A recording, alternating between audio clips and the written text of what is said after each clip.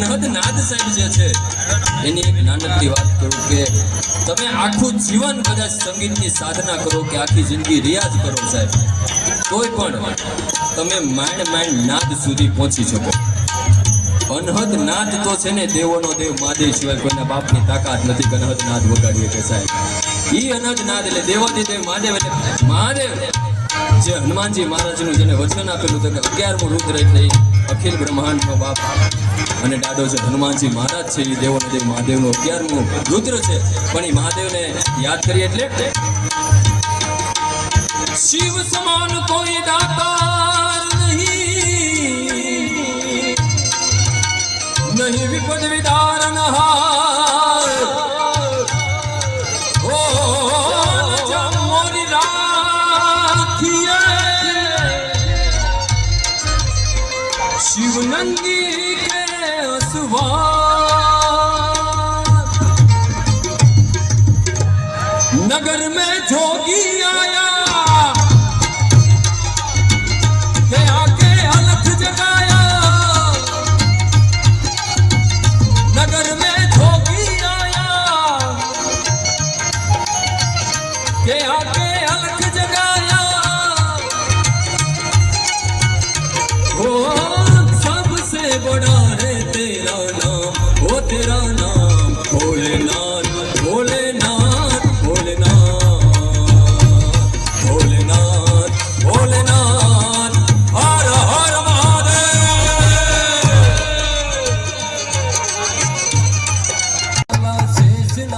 पटायो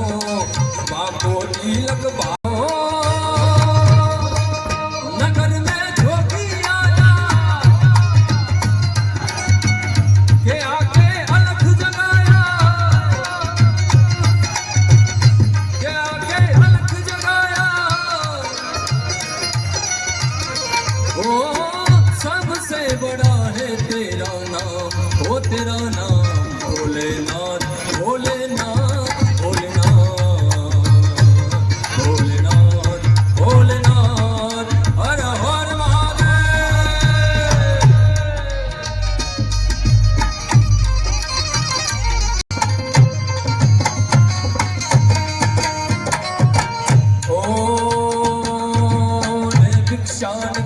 नंदरानी कंचन थाल धरायो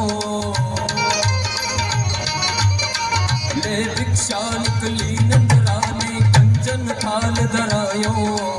यो भिक्षा जोगी जाव जगत में बालक मेरो डरायो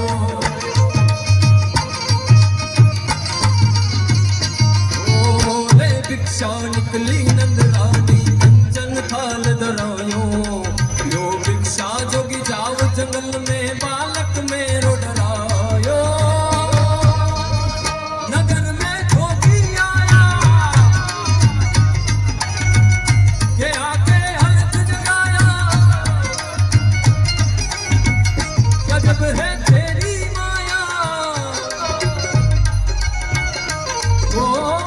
सबसे बड़ा है तेरा नाम वो तेरा नाम भोलेनाथ भोलेनाथ भोलेनाथ भोलेनाथ भोलेनाथ भोलेनाथ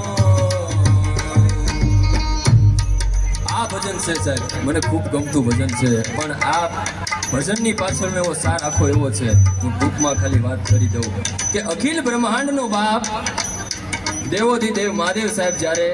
આવે છે અને એ સમયમાં કૃષ્ણ પરમાત્માનો જન્મ થાય છે ગોકુલની અંદર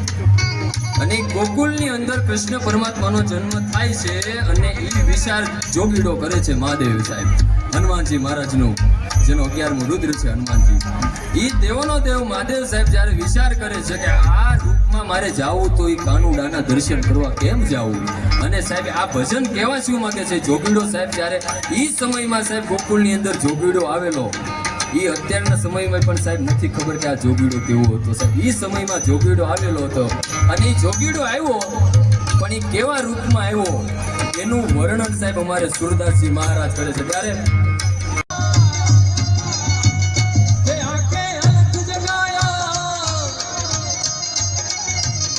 अजब है तेरी माया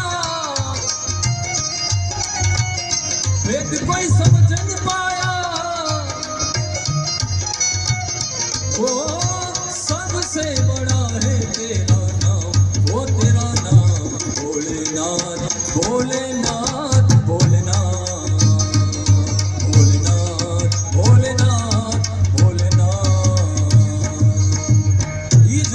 સાહેબ આવે છે